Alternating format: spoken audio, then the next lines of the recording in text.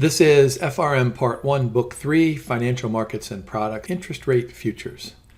Now, these derivative contracts are used by both hedgers and speculators to either place a bet on the direction and the magnitude of an interest rate change, or by hedgers to limit their exposure to either future borrowing or future lending.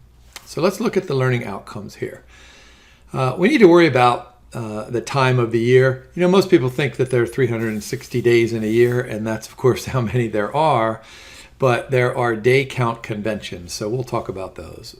We'll calculate the conversion of a discount rate, talk about the difference of clean and dirty prices, and that of course has everything to do with accrued interest. We'll explain and calculate Treasury bond futures contract conversion factors. That's an interesting kind of an animal. We'll worry about the cost of delivering. We'll talk a little bit about the shape of the yield curve. We'll calculate a futures price. We'll talk about Eurodollar futures contracts. We'll have to do a similar convexity adjustment that we did in a previous chapter. We'll explain the LIBOR zero curve, and then we'll talk about some limitations and some duration-based hedge ratios. So let's start with the day count conventions. So the convention could be, almost anything really, but back in the old days, it used to be that dividing by 365 or multiplying by 365 was too complex, and so we just decided to do 360 days. So accrued interest is going to be the coupon times the number of days in between dates divided by the number of days in the reference period. And so some of these are common, or we have actual and actual for Treasury bonds, but then we have 30 and 360 for corporate and municipal bonds. Then we have actual and 360 for some short-term financial securities. So let's take a look at an example. Suppose we have a Treasury bond, coupon rate of 10% per year, and those coupons of 10% will be paid in March and September. What's that accrued interest as of May 31st? So we've got a principal of $100, so 10% of 100 is $10, chop that in half, so we're going to have a $5 coupon or interest payment made on March 1st and September 1st.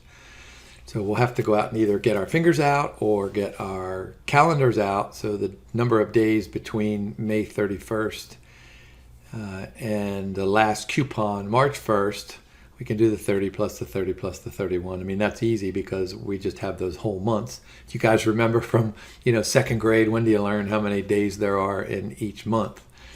Of course, if it goes from, March 17th to September 11th, then you'd probably have to get the calendar out. All right, so that's 91.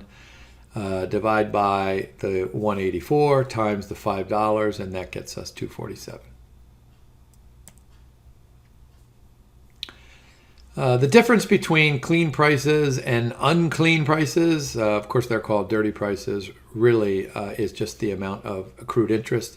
So there are two simple equations there in the middle of the page. So the dirty price is equal to the clean price plus the accrued interest, and then you can rearrange that however you want. And bond prices can be quoted either way. They can be quoted as dirty or clean. And of course, it's beneficial if you know which one is which and which one is being quoted. How about Treasury bill prices? Remember, the US federal government, through its Treasury Department, borrows money regularly to finance the budget deficit. It can do this by issuing the Treasury bonds and Treasury notes, which are longer term, or Treasury bills, which are 1 year or less. And so these Treasury bills are typically issued at a discount because there is no interest paid during the life of the Treasury bill. So if a Treasury bill matures in 6 months for $10,000, it's very highly likely that you're going to pay something less than $10,000, right? So these things almost always are issued and almost always sell at discounts. Although if you go back to the 1930s during the Great Depression, Treasury bills actually were selling at a premium because investors were just really paying the federal government to safeguard their capital. Now, these Treasury bills are priced on an actual divided by the 360-day count basis. So if you look at that formula there at the top, the quoted price is the 360, and then you have to worry about the number of days to maturity, and then the bill's cash price. Now you can rearrange that formula to solve for the bill's cash price. You can rearrange that formula to solve for almost anything you want, but clearly the two most important variables are the quoted price and the cash price. So I have a quick example there at the bottom. Consider a 120-day Treasury bill. Cash price of 99 would have a quoted price of, what's that? 360 divided by 120 is 3 times 1. That gives you a quoted price of 3. Now, of course, the federal government, they borrow money in the short-term Treasury bills and they borrow money in the long-term with Treasury bonds. And what some investors like to do is bet on the movement of those Treasury bond prices and, of course, the Treasury bond yields. And they do this through the derivatives market. So Treasury bond futures contracts are available to both hedgers and speculators who have an interest in those interest rate movements. So think about what this derivative means. If we take the long or short position in a T-bond futures contract, what we're agreeing to do is to either buy or sell a Treasury bond on the maturity date of the contract.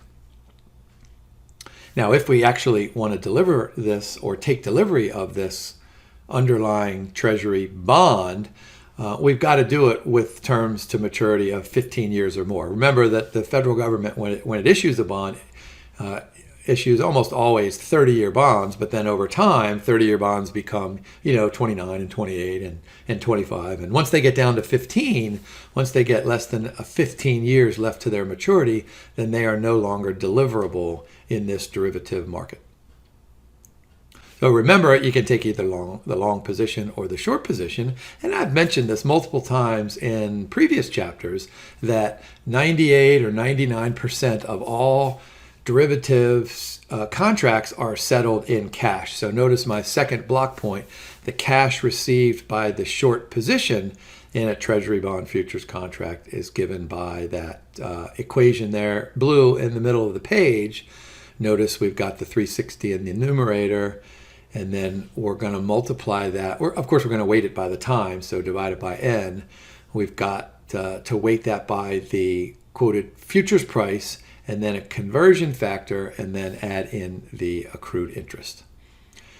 Now, the conversion factor is fairly interesting because, remember, the federal government doesn't issue just one Treasury bond. It issues bunches and bunches of them out there. So when you want to actually buy or you want to actually sell the underlying Treasury bond at the maturity date of the contract, you get to pick which of those Treasury bonds.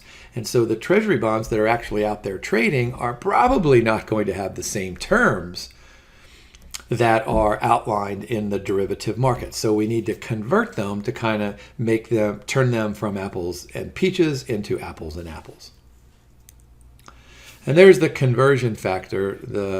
It's really just a ratio of the discounted bond price minus any accrued interest divided by the face value. And there's a simple example there of a conversion factor of 1.2. And remember that the CME, the CME is the big group that owns the Chicago Mercantile Exchange, the Chicago Board of Trade, the New York Mercantile Exchange, and probably bunches of other exchanges out there. And so they determine those conversion factors every day. But the interesting thing about those conversion factors is that they're converted based on a bond and its price and yield. Its price if it had a yield to maturity of 6%. And so it's kind of a standardization. Remember, one of the cool things we talked about in the futures contract market is that they are standardized forward contracts. And so this is just another way that it is standardized. Now, of course, let's swing back to that conversation we just had a minute ago about if we agree to sell a Treasury bond in the Treasury bond futures market, we have lots and lots of these Treasury bonds from which to choose. And so let's just take an example. Let's suppose there are 3 treasury bonds out there that meet all of the conditions outlined by the exchange. And one sells for $950, one sells for $975, and one sells for $1,050, right, based on a par value of $1,000. Well, we would be stupid to go out and buy the one that costs $1,050. What we're going to do is we're going to find the cheapest to deliver bond.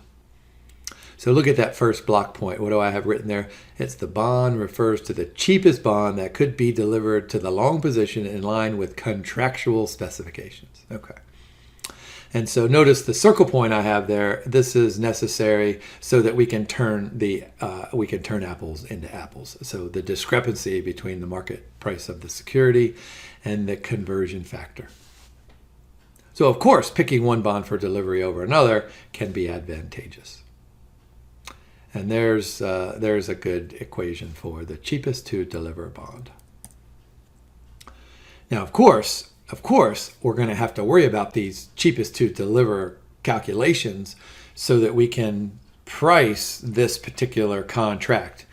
And so remember that a futures price is essentially just a future value. So notice what we're doing here. We're taking the theoretical futures price for a treasury bond futures contract. That's time period 0. And that has to be equal to, of course, the spot price of the bond minus any intermediate cash payments, because remember we talked about this in the previous chapter. If you actually own the treasury bond, you will receive those coupon payments. But if you own or if you have the long position in the treasury bond futures contract, you don't ever see those coupon payments. So they have to be taken out. So that's why you have the spot price in time period 0 minus the I, that's present value of all those coupons. And then we multiply it by E raised to the compounded value of R times T. So remember, when E to the RT is positive, we're taking future value. So essentially, we're just computing the future value of the spot price. Now, how about Eurodollar futures contracts? These are, Eurodollars are US dollars, so actual US dollars that are deposited in banks outside the United States. And so a Eurodollar futures contract provides a incredibly valuable tool for multiple things, but for hedging the fluctuations in the short-term US dollar interest rates. So these futures contracts have maturities of 3 months, and their prices are determined by the London Interbank Offered Rate on that last trading day. And they're standardized in the amount of $1 million. So here's just a quick example of a Eurodollar futures price. Remember that on any of these organized exchanges and in these derivative markets, the exchange leaders have to determine how far the price can change. So one tick in the Eurodollar futures contract is worth $25 per contract. So that's 1 basis point. So we can use that formula in there. There's the 10,000, that's a standard amount, 100 minus the standard amount, and then the Z is going to be that quoted price. And so if the quoted price for the Eurodollar futures contract is 98.5, then the Eurodollar futures price, remember this is on a par value of $1 million, I said that on the previous slide, then there's that price, 996,250.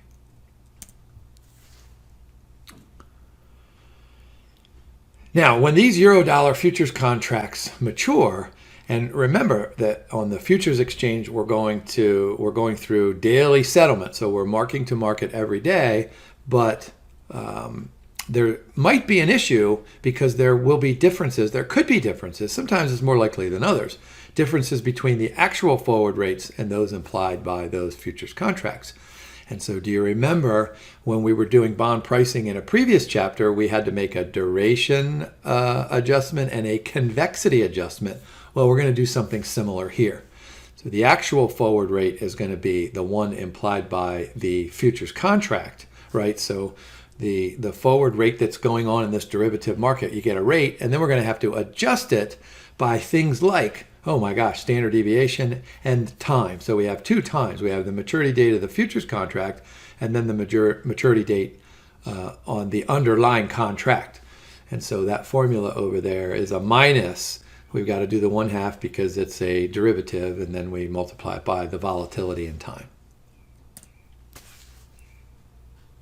Here's my favorite part of the slide deck here, duration-based hedge ratios. So what we need to do is we need to figure out how many futures contracts we're going to need to hedge a position in the underlying treasury bonds. So imagine if we're a pension fund and we own $100 million worth of treasury bonds. You know, what's the worst thing that could happen to us? Well, the worst thing could happen is that interest rates go up and the value of our treasury bond portfolio goes down, and then everybody decides to retire on that day, and then we're left with a deficit. So what we want to do is we want to offset those spot losses by gains in the futures market. And so we're going to use this duration-based hedging.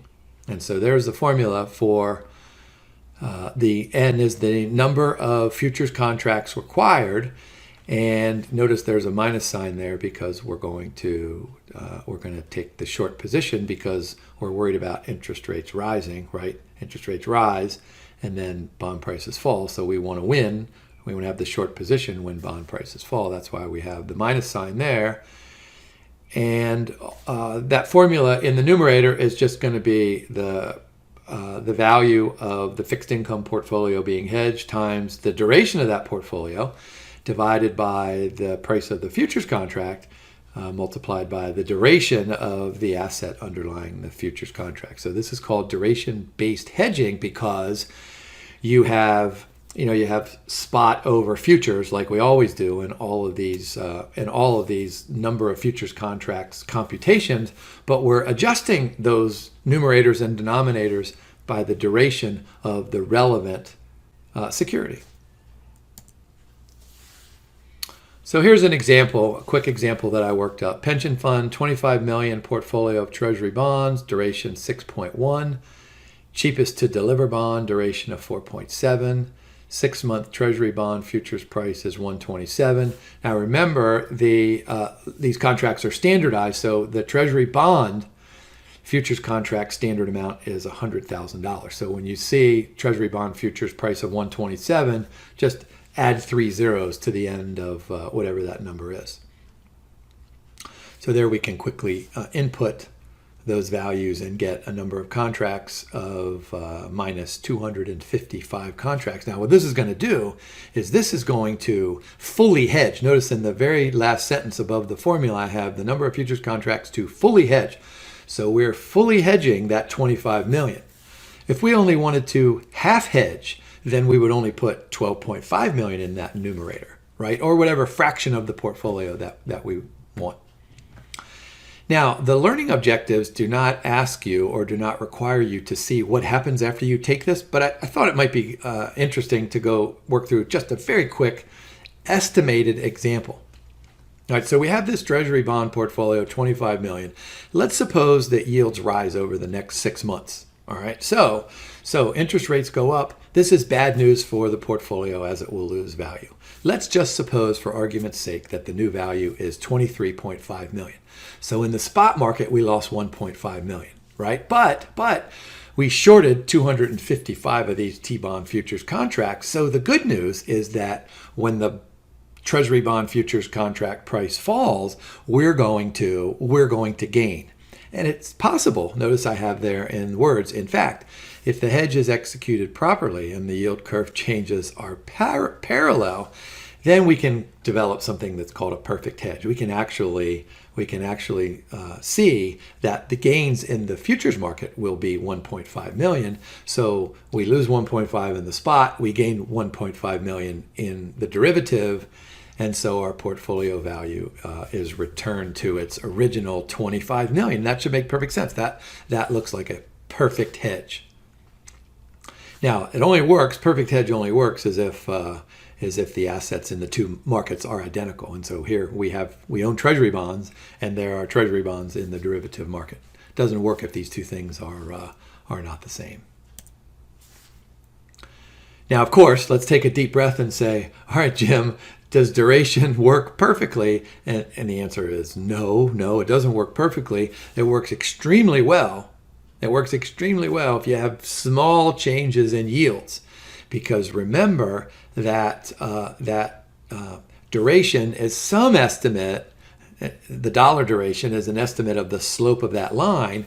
But what do we know about the yield price relationship of the underlying treasury bond? We know that it's going to have some convexity to it. So the problem is that, notice my first circle point there, for large changes in yields, the price yield relationship is not linear, but is actually convex. All right, so if we use this duration-based hedging strategy, large moves will in fact result in under-hedging. So if I go back here, and if these yields rise dramatically over the next 6 months, what might happen is that, let's say we lose from 25 million, let's just say we lose down to 20 million. Over in the derivative market, all we're going to do is get back, let's say 3.5 or 4 million. So that's an under hedge.